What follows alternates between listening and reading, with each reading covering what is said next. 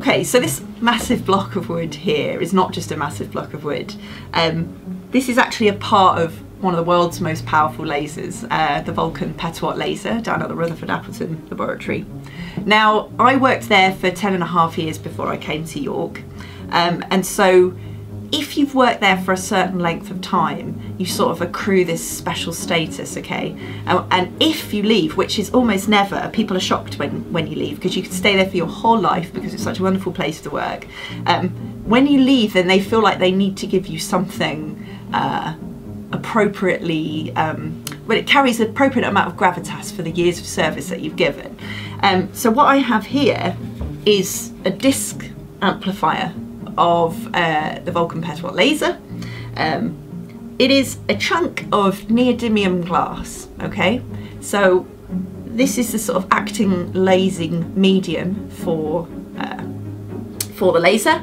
And what they do is they basically, this is a spare and they've engraved it up and stuck a pretty awful picture of me behind it. Because I remember when this picture was taken, I was doing an experiment back in 2009, and they told me to look off into the distance, so I feel like I just look a bit bedraggled and kind of dazed looking off into the distance. Anyway, here I am. So I feel like it's a little bit narcissistic to have something with your own face on it, but anyway, nonetheless, basically I was instructed that I could have this on the proviso that if they ever needed it back, I would have to give it back to them, because this stuff's actually quite precious. So this is a laser amplifier, well, part of a laser amplifier.